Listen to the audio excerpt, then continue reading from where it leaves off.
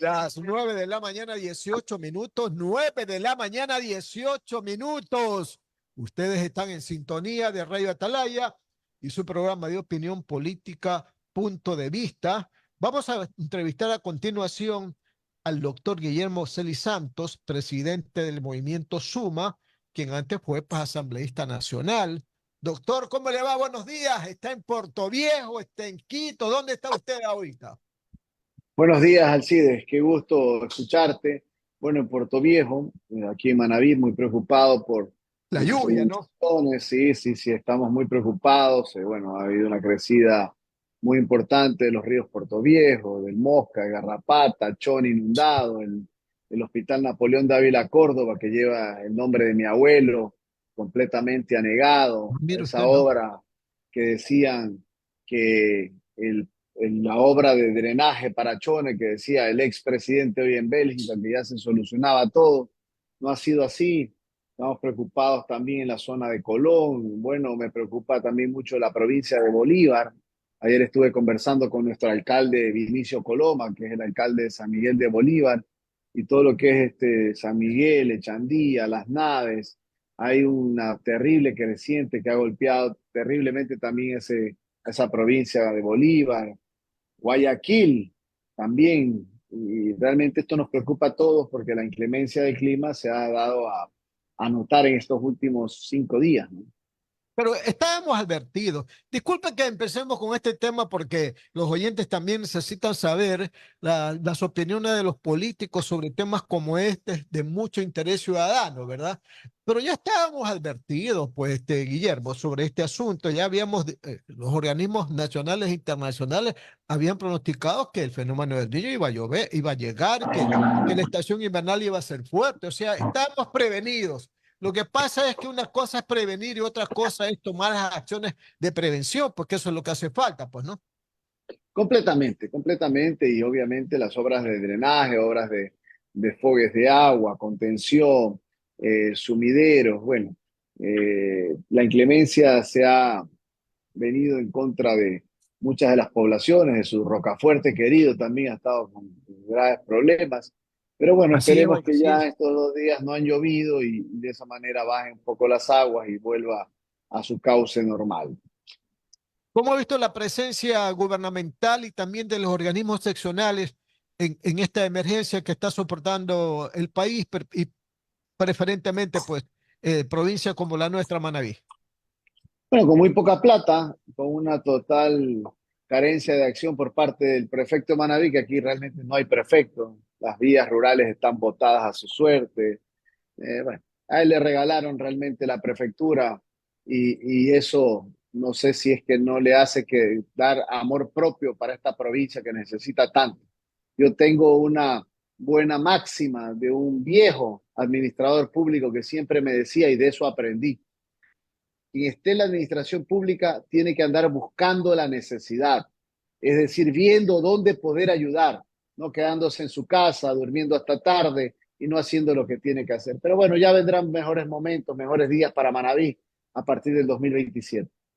Pero usted sabe que el manavita no se deja morir, ¿verdad? Y él lucha bajo cualquier circunstancia, lucha por sobrevivir, lucha por producir, lucha por trabajar, ¿verdad? Y he visto que muchos manavitas, a pesar de las emergencias, están tratando pues de enfrentar la realidad, ¿no? Con sus propias manos a veces, ¿no? Sin recursos. No, pues tú sabes que los manavitas somos bien berracos y salimos adelante siempre en las adversidades.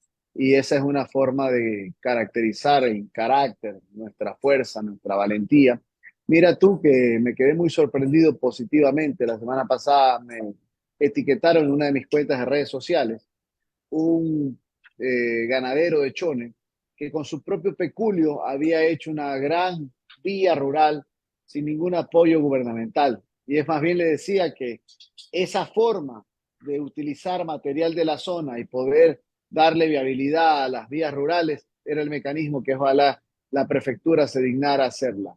Cuando hay fuerza, cuando hay capacidad, cuando hay decisión, que es lo que tienen el Manavita, mira, por más allá duras que sean nuestras adversidades, siempre hemos logrado salir adelante en profunda solidaridad, Manaví. Y sobre todo porque horas como esas también generan trabajo que necesita la población, pues no, además de la inversión privada propiamente del ganadero, ¿verdad? Le da trabajo a mucha gente porque eso es lo más importante también, ¿no? Mucha gente, y tú sabes que ese cachueleo de día a día ayuda Claro. muchísimo a parar las ollas de muchos hogares en el país y en la zona rural de la costa, ¿no? Bueno, ahora sí pasemos al tema más que político, al tema este legal de las reformas al Código Orgánico Integral Penal, que tiene como 10 años de vigencia y que ha tenido una cantidad enorme de reformas a lo largo de estos 10 años. Esta última, que está ahora en el Pleno de la Asamblea, quisiera conocer el punto de vista del movimiento Suma, que tiene algunos asambleístas, porque hoy día vamos a ver qué va a pasar, ¿no? Hay algunas propuestas. Unos dicen que estas reformas deben de ser archivadas, otros dicen que se debe elaborar una una nueva reforma que tiene que regresar este cuerpo un poco polémico a la Comisión de Justicia para su reelaboración, y otros creen, como el gobierno, que por lo menos hay ahí 16 artículos y una disposición reformatoria que tienen que ver con la consulta popular del 21 de abril y que eso no puede ser aprobado por la Asamblea hasta ver el pronunciamiento popular. ¿Cuál es la postura de ustedes, Guillermo? Bueno, nuestra postura es que se vote artículo por artículo para que a la luz del día un proyecto de ley que entró por las tranqueras, disposiciones para permitir que la impunidad, la corrupción y la sinvergüencería y los delincuentes salgan adelante, no se puede permitir. Y la única forma de darle viabilidad a ese proyecto que ya está manoseado, que ya está velado por la ciudadanía como un proyecto malicioso, temerario, que no va al fondo de las cosas, como es ayudar a la seguridad de la gente. Esta reforma del Código Orgánico Integral Penal tenía como fundamental elemento el ayudar a la ciudadanía para que el Estado tenga mayores herramientas y darle seguridad a los ciudadanos en el país. Esa era realmente la intención. Y no es posible que de la Comisión de Justicia salga un informe de mayoría absoluta aprobado por unanimidad y nadie dijo nada, donde incorpora una serie de normativas que son cianuro puro, que lo único que alientan es a la corrupción, a la delincuencia, a la impunidad, y eso no lo podemos permitir. Por eso un llamado a Henry Crockett, que está haciendo una buena labor como presidente de la Asamblea Nacional, para que transparente este proyecto de ley, para que no se pierdan justamente esas disposiciones que son importantes, por ejemplo, la que hemos peleado tanto como Suma, que se eliminen todos los privilegios penitenciarios, que aquellos que han violado, matado, asesinado, traficado, que son parte del crimen organizado, aquellos que han caído en delitos de corrupción, no tengan rebajas de pena, se eliminen las rebajas de pena, cada por cárcel y privilegios penitenciarios y cumplan el 100% de la pena. Eso es positivo, como también el incremento de penas para estos mismos delitos, para generar y abstraer de la sociedad a estos delincuentes que tanto daño le hacen al país. Esos son temas positivos. Pero lo que no vamos a permitir es que creen una quinta causal para la revisión de sentencias dirigida a la sinvergüencería, a la corrupción y a la delincuencia, o que permitan que las acciones y las indagaciones previas sean o pierdan la reserva. Es una barbaridad, pues.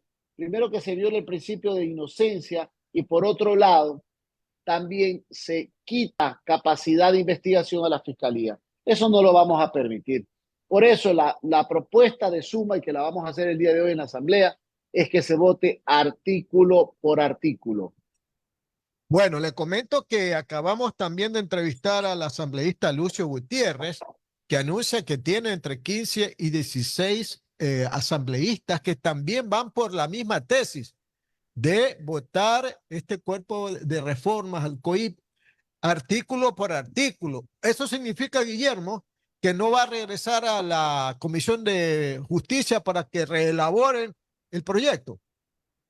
Bueno, puede regresar para reelaborar, pero si ya está en el segundo debate, cuidado, cae en el archivo, y el archivo lo que hace es que durante un año no se tope estas disposiciones. O cuidado, empiezan a pretender entregar en bloques de paquetes de aprobación y meten un caramelo con cianuro, es decir, algo positivo y algo negativo, es decir, gato por liebre. Eso no lo vamos a permitir, al menos en Suma. A ver, entonces empecemos. ¿Cuáles son los aspectos positivos que deben de ser aprobados por la Asamblea, por ejemplo? La eliminación de los privilegios penitenciarios, ¿Ya? el incremento de penas, eso es positivo, y no vamos a estar de acuerdo jamás con la creación de una quinta causal que lo que quiere es la revisión de sentencias para dar lugar a la corrupción, a la impunidad, a la delincuencia. Tampoco permitiremos que se quite la reserva de las indagaciones penales o que adicionalmente se establezcan como imprescriptibles otros delitos cuando la Constitución es clara en cuáles son los delitos imprescriptibles: concusión, peculado, enriquecimiento ilícito, cohecho. Entonces, aquí hay que ser claros. Es un tema también de mucha técnica jurídica que parece que en la comisión lamentablemente les quedó grande. Y el tema de la revisión de sentencias penales, por un lado, y también aquello de que se obligue a la fiscalía a entregar información cuando está en proceso investigativo, eso no procede. Bueno, para nada, porque eso quita dos tipos de principios fundamentales. El primero, que es la presunción de inocencia de cualquier ciudadano, y el segundo, que es la capacidad de investigación y de ser efectivos en la investigación por parte de la Fiscalía General del Estado. Por eso, nosotros no estamos de acuerdo en aquello y realmente que estos que han aprobado estas reformas en esta parte en particular son unos neófitos del derecho, ni siquiera conocen de la técnica jurídica. ¿Qué va a pasar con el pedido del gobierno para que se marginen 16 artículos y una disposición reformatoria? Porque creen que eso está ya en la consulta popular y que hay que esperar al pronunciamiento del pueblo a través de la consulta popular del 21 de abril para después, ahí sí, integrarlos ya pues a la ley respectiva. Precisamente para eso hay que votar artículo por artículo. Votando artículo por artículo se elimina cualquier suspicacia de paquetazos o de sinvergüencerías. Todo este asunto, más que eminentemente legal y constitucional, es político y electoral, Guillermo. La gente está en la asamblea, la gente está pensando en las elecciones, no está pensando realmente en reformar este COI, que por lo demás, pues aumentar penas no significa solucionar los problemas de la inseguridad y la delincuencia, pues, Guillermo. Bueno, yo no sé, al menos yo tengo que hablar por Suma, y en Suma sí estamos pensando en que la reforma del Código Orgánico Integral Penal fortalezca la seguridad ciudadana. Otros, en cambio, están pensando en beneficios personales para poder lucrar de la sinvergüencería, de la corrupción y de la delincuencia. Nosotros vamos justamente a fortalecer las acciones, los articulados, la norma penal en temas que va a permitir mayor seguridad ciudadana, que permita que delincuentes sepan que van a ser abstraídos de la sociedad para que no continúen delinquiendo y no generándoles beneficios penitenciarios, casa por cárcel o reducción de pena. Eso no está bien. Mire, tantos corruptos que han salido en libertad, ahora a gozar lo robado y no han devuelto un solo centavo. Dentro de estas reformas polémicas, ¿verdad? Muchos han dicho que el único beneficiado por el momento sería el expresidente Rafael Correa y por eso es la oposición a Correa los que están en este momento anunciando que no van a votar por estos dos famosos artículos polémicos. Bueno, para él y otros más, porque esto pueden conseguir alguna comisión, alguna relatoría a la carta, y lo que hacen es que con ese informe puedan reabrir una investigación o una sentencia pueda ser revisada. Cuando jurídicamente, y este tema también tiene que ver con la técnica jurídica, para que se revise una sentencia se necesitan que existan hechos fácticos, es decir, hechos probatorios que devengan una interposición diferente a lo que manda la sentencia. Solo ahí podría reabrirse. Eso es lo que manda los principios del derecho penal. Pero estos quieren inventarse una causa quinta solamente para beneficiar, porque seguramente ya compraron o ya tienen amarrado con alguna relatoría para dictar algún dictamen a la carta para ellos, para tratar de evadir la justicia, la sinvergüencería y su corrupción. Usted que es abogado, ¿verdad? ¿Me podría decir, eh, si usted no está de acuerdo con una sentencia aplicada aquí en el Ecuador, puede ir a la Corte Interamericana de los Derechos Humanos, presentar un reclamo y que ésta, ¿verdad?, le favorezca y con ello tumbar, en otras palabras, una sentencia como el caso Sobornos, por ejemplo? Lo que puede hacer la Corte Interamericana de Derechos Humanos es resarcir si ha existido una violación de los derechos de un ciudadano, más no rever una decisión nacional, porque si no significaría que las decisiones del Ecuador estarían supeditadas a una supradecisión internacional.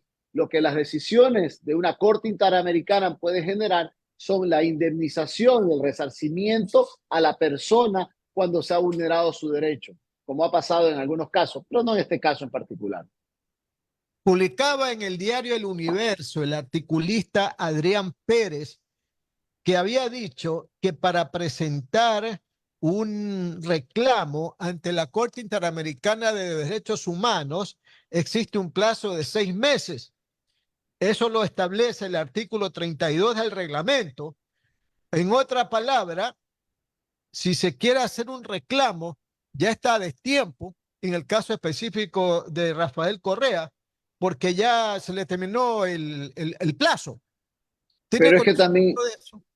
Pero es que también la sinvergüencería de la comisión, de quien preside esa comisión, estableció que no solamente con una sentencia de la Corte Interamericana, sino con un dictamen de una comisión o relatoría de derechos humanos, que seguramente ya tienen comprada de alguna de esas piratas que hay por ahí en el mundo. Entonces, eso es lo que no podemos permitir en el país. Se habla también por parte de la fiscal que todas estas reformas que se quieren aplicar, ¿verdad? No tiene otro objetivo que la impunidad. Completamente, eso es lo que quieren hacer, ¿no? Por eso hay temas importantes en esta reforma, como acabo de señalar, pero hay estos temas que son cianuro puro en contra de la seguridad de los ecuatorianos y coincido con la señora fiscal a quien hay que apoyarla en su trabajo y al mismo tiempo señalar de que es importante que los movimientos y partidos políticos el día de hoy, a la luz del día, tomen sus decisiones. Nosotros vamos por la votación artículo por artículo. Le pregunto otra cosa. ¿Su movimiento, cuántos asambleístas tiene en asamblea? César Umajinga, Celestino Huizún y Karina Subía. Ninguno de ellos pertenece a la Comisión de Justicia. No, pues ninguno de ellos, si no ya hubieran tenido primero un gran equipo, se hubiera planteado un informe de minoría. ¿Y cómo analiza usted esas versiones de socialcristianos y del mismo gobierno, indicando que uno fue de lo que se aprobó en la comisión y otro fue lo que se entregó al pleno de la asamblea, dando a entender de que se ha metido gato por liebre?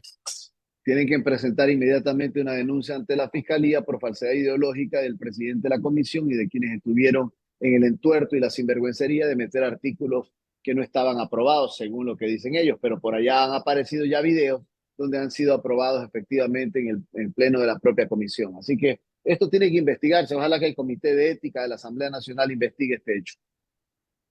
Claro, pero hasta el momento solamente hacen la denuncia pertinente y nadie dice, bueno, vamos a avanzar en una investigación y en una denuncia. Hasta ahí quedó todo, como dando a entender de que, bueno, pues en la asamblea se puede cometer cualquier infracción y todo el mundo sale a salvo, Guillermo. En nuestra provincia decimos lloviendo es que me mojo. Así que yo el rato de que vea que han presentado una denuncia penal ante la Fiscalía por falsedad ideológica por este hecho, les creo. Caso contrario, no les creo absolutamente nada. Y esa propuesta de ustedes de votar artículo por artículo, ¿verdad? Que yo le digo, el asambleísta Lucio Gutiérrez ha dicho aquí en esta radio, antes de usted, que tiene 15 o 16 asambleístas que también están por esta tesis, con los suyos que tiene 3 o 4, ya serían como 20. Hay esta tendencia, a usted tal vez ha investigado, ha sondeado, ¿tiene algún apoyo? Bueno, qué bueno que se haya sumado él, porque esta propuesta la hemos hecho desde la semana anterior nosotros. Claro, sí, sí. Y ojalá que tenga los apoyos necesarios. Nosotros hemos sondeado algunos sectores para tratar de esta propuesta, pero lamentablemente recuerda que la ley orgánica de la función legislativa señala que es el ponente, en este caso el presidente de la comisión, el que determina la forma de votación. Seguramente no va a dar paso, pero nosotros vamos a morir en nuestra ley y nuestra ley es decirle, señor, esto es lo que planteamos. Vamos a ver cómo actúan. Y esto es lo que hace que la Asamblea Nacional, que estaba en buen nivel de aceptación, por estos tipos de escándalos vaya a caer nuevamente por la pata de los caballos. Estas reformas que se discuten actualmente en la Asamblea al Código Orgánico Integral Penal son de una inmensa variedad. Muchos han dicho que es como una colcha de Breguet y otros han dicho que es un verdadero Frankenstein.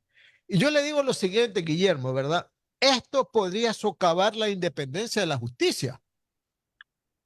Mire, yo lo que considero es que aquí se han metido temas positivos, otros temas que le interesan justamente a los que están en Bélgica, en México y en otros lados. Y obviamente eso es lo que ha desnaturalizado y ha generado una terrible desconfianza por parte de la sociedad ecuatoriana en relación a esta reforma penal. Por eso la única forma de salvarlo desde mi punto de vista es que se vote artículo por artículo para que los ecuatorianos estemos seguros de quiénes están en un lado y quiénes están en el otro lado. Ayer hablaba con el anterior presidente de la Comisión de Justicia, Alejandro Jaramillo de la Izquierda Democrática, ¿verdad? Decir que estas reformas que actualmente están en discusión en la Asamblea y antes estuvieron en la Comisión de Justicia, ya fueron tratadas algunas en el anterior periodo. ¿Esto qué significa? Que ya mucha gente conocía del particular, o sea, no era nada nuevo. Y yo estoy viendo que hay muchos que se sorprenden porque dicen, oye, yo no conocía esto, yo no conocía lo otro. Y lo otro que yo le digo, que un cuerpo legal en donde se debe de definir políticas que tienen que ver con la criminalidad o criminología y también de la justicia, por ende, se le está esparciendo de tal manera de que todo el mundo anda confundido. ¿Qué es lo que quieren con estas reformas al COIP? Es que aquí lo que tiene es transparentarse, si esta reforma tiene o no tiene que ver con la reforma que se dio para el incremento del IVA, si no fue parte de un acuerdo de algunos legisladores. Entonces eso es lo que debe de velarse para no caer en una terrible desconfianza de una ley que la única forma de darle algo de credibilidad es votando por artículos. Mire, por ejemplo, el tema de levantar la reserva de las investigaciones de la Fiscalía.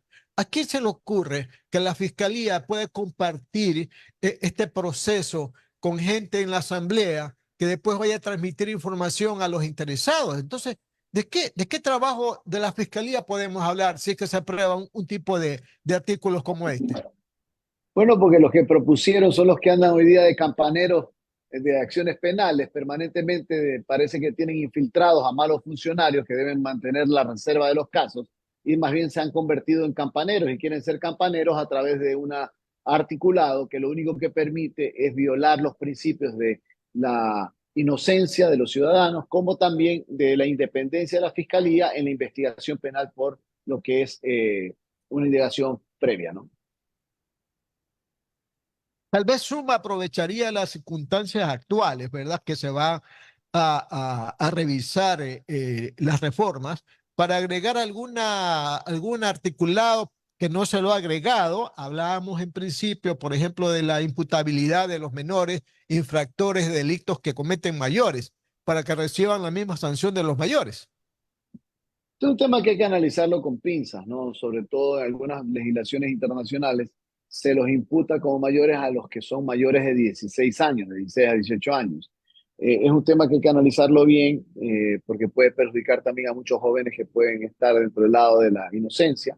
Pero yo sí creo que hay que incorporar algo más, que para aquellos delitos de corrupción, cohecho, peculado, concusión, enriquecimiento ilícito, para obtener la libertad una vez que hayan cumplido la pena, la única forma sería pagando el resarcimiento económico, porque aquí en el país salen en libertad y no pagan un solo centavo de lo que se han robado. Al menos que devuelvan lo robado y ahí puedan salir.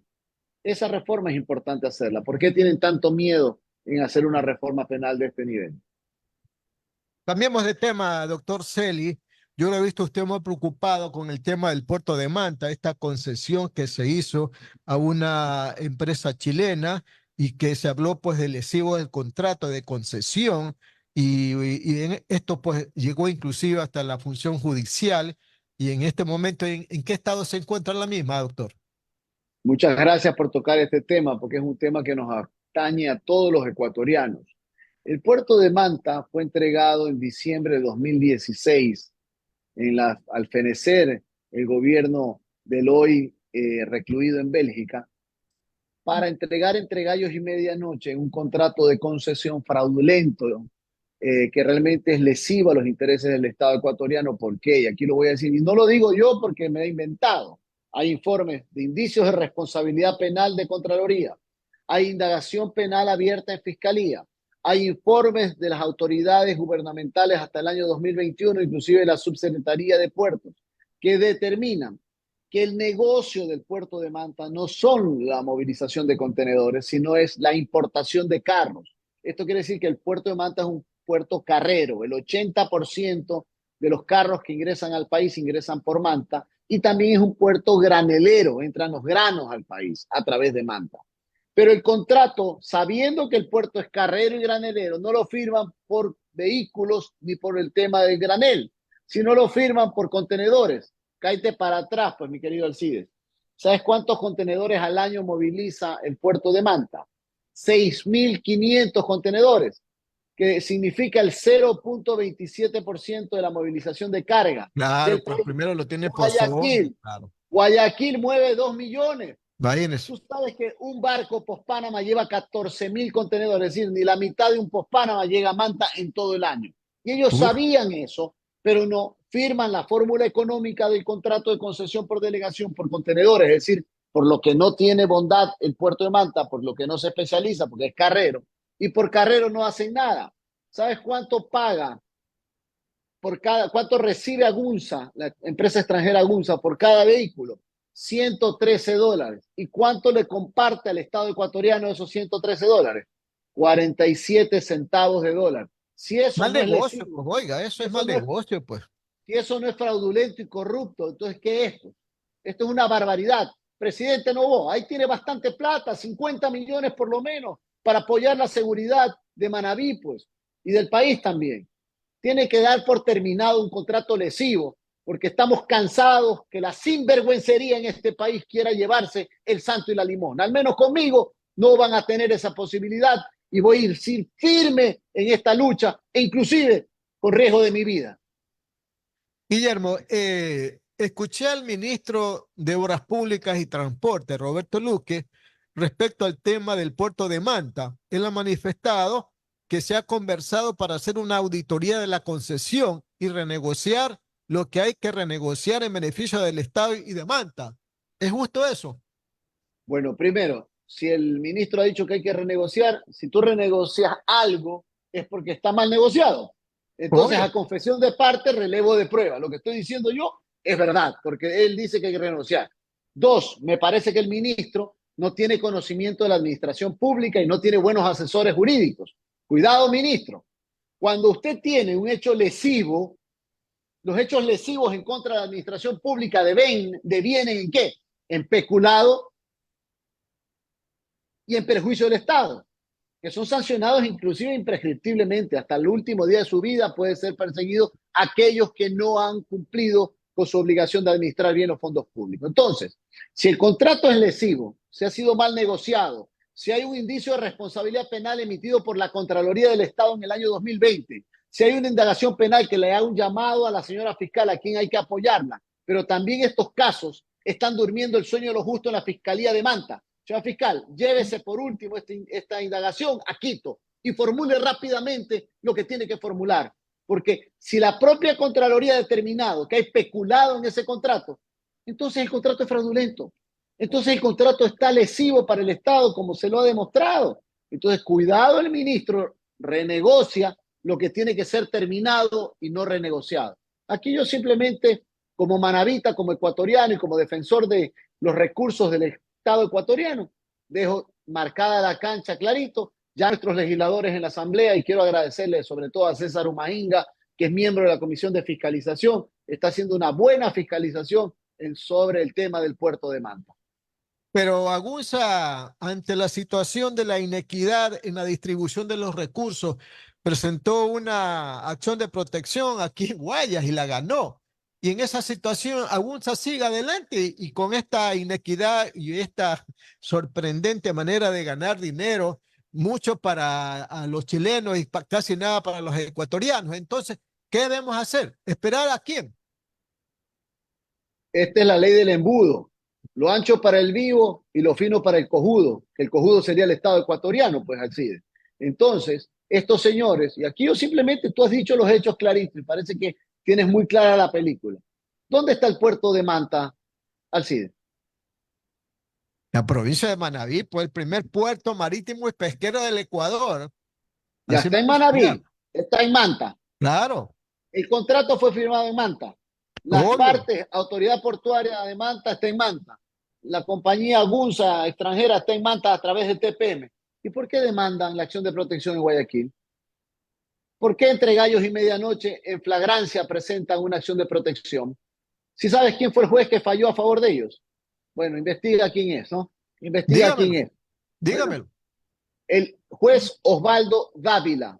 Osvaldo Dávila. Y averigua quién es el juez Osvaldo Dávila. Ojalá que la judicatura haga su trabajo, porque esto ya está en apelación y irá a la Corte Provincial de Justicia de Guayaquil. Y daré los nombres una vez que esté sorteado de quiénes son los jueces que van a llevar a cabo la apelación de esta fraudulenta acción de protección que lo único que pretende es llevarse el santo y la limosna de la plata de los ecuatorianos. Eso no se puede permitir. Esto es una barbaridad lo que han hecho con el Estado ecuatoriano, con los ecuatorianos, todo el tiempo la ley del embudo le quieren aplicar. Y te está hablando Alcides, y no me vengan que la seguridad jurídica. Yo soy el creador, el promotor y quien dio realidad la ley más importante de inversiones en este país, que se llama la ley de los polos de desarrollo, que hoy día el gobierno la replica con la ley que acaba de aprobar hace pocos meses, con la ley de zona franca. Es la misma ley que creamos ya en el 2019.